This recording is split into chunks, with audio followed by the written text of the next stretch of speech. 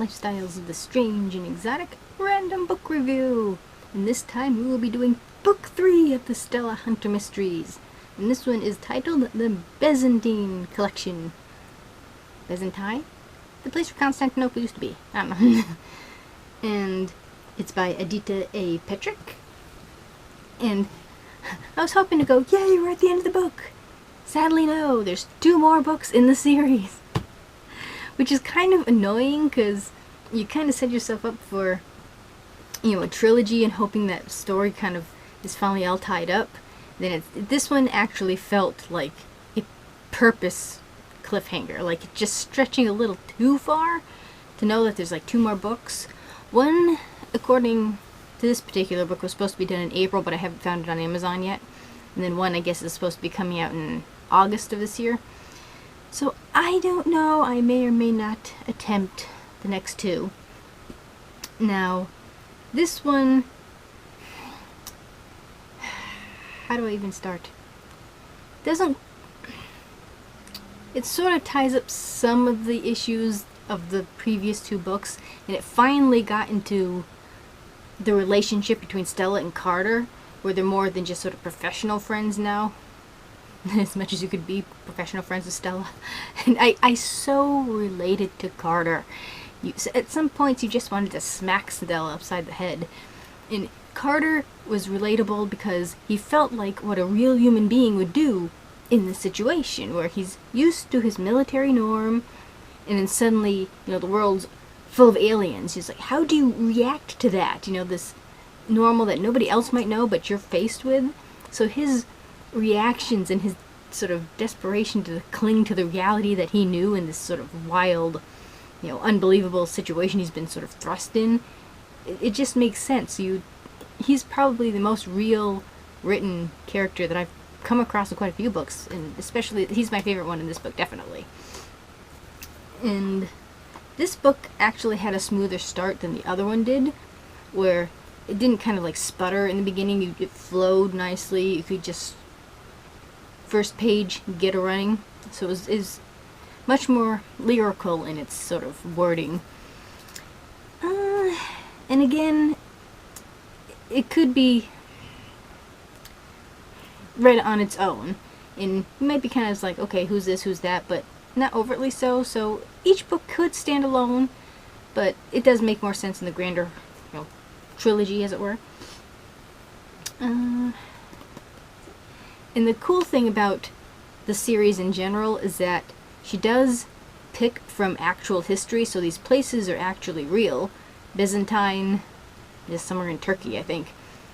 And using real mythology sounds like an oxymoron, but everybody knows who Thoth is and who Set is. And again, for someone like me who knows Egyptology and the gods and goddesses, it made sense for what we know of the pantheon, of Set's role and Thoth's role and Horus's role, and how it all interconnects. So there is a base of reference, especially if you study history. And if you study a lot of history, you're gonna love this book. So I liked when when Stella started to go into like her lectures, I at least knew what she was talking about.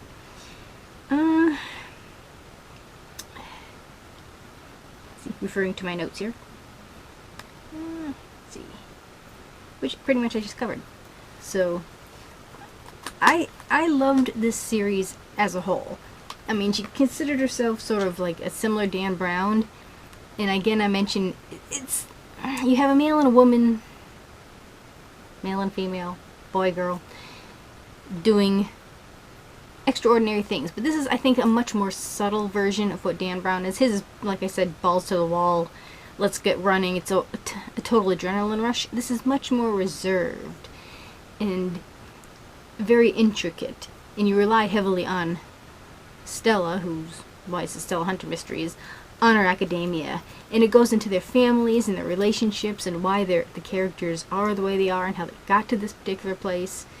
And again, this one sort of shoves Gabriel as a footnote, and he's with her family, so he's not even an issue in this one, even though he's sort of like the reason these books exist.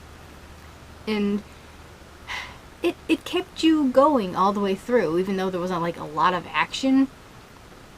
It's a thinking man's adventure series.